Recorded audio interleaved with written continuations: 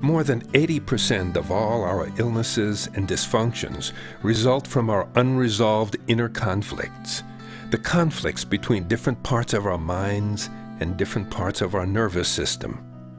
We fail to resolve them because of our inability to simply relax, focus, and transform our thinking and our lives. Our minds are much more powerful than most of us realize, although we are kept from knowing this by a social and cultural system that is designed to control our thoughts, our emotions, and our behaviors.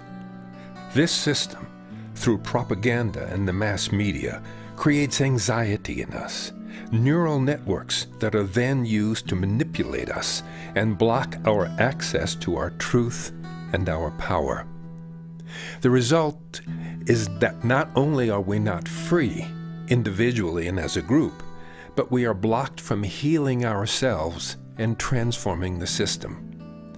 The resulting emotional friction within us creates stress, illness, and dysfunction. But just as a computer can be reprogrammed, we can re-script our minds and rewire our brains. We can break the cycle of violence and denial and overcome our prejudices and limitations by eliminating distractions and then skillfully using our imagination and our emotional power. We can begin to heal ourselves deeply and to transform our world. This is my message. Each person has been highly programmed by a very, very sick culture and media. And so all of us have deep wounds in the psyche because we haven't been given what we need. The human being is born seeking love.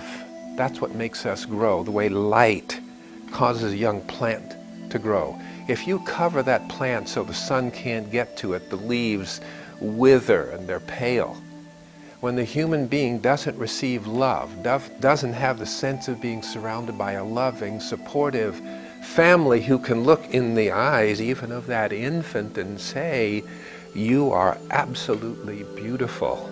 Or as Kunta Kinte's father said when he took him outside the hut and held him up toward the night sky and said, "Behold, Kunta Kinte, the universe, the only thing more powerful than yourself."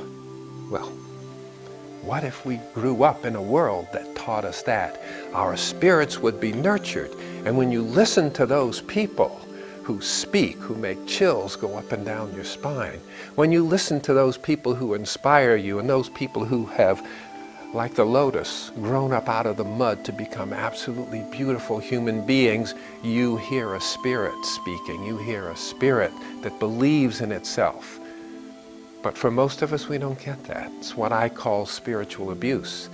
As a result, we don't understand at a deep level how important it is to take care of our bodies, our minds, our emotions, and our relationships.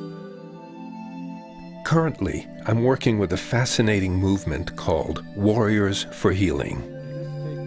Along with Bhava Ram, I work with men and women who have post-traumatic stress, especially, but not only, veterans of United States wars. Instead of the usually merely symptomatic treatment, ours is a holistic approach to trauma and PTSD.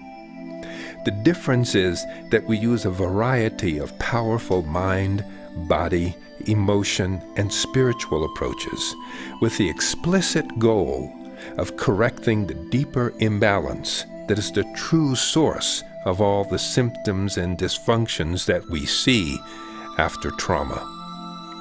First, we use such tools as deep relaxation, meditation, and hatha yoga positions that favor the restoration of inner balance and the depotentiation of traumatic stress networks.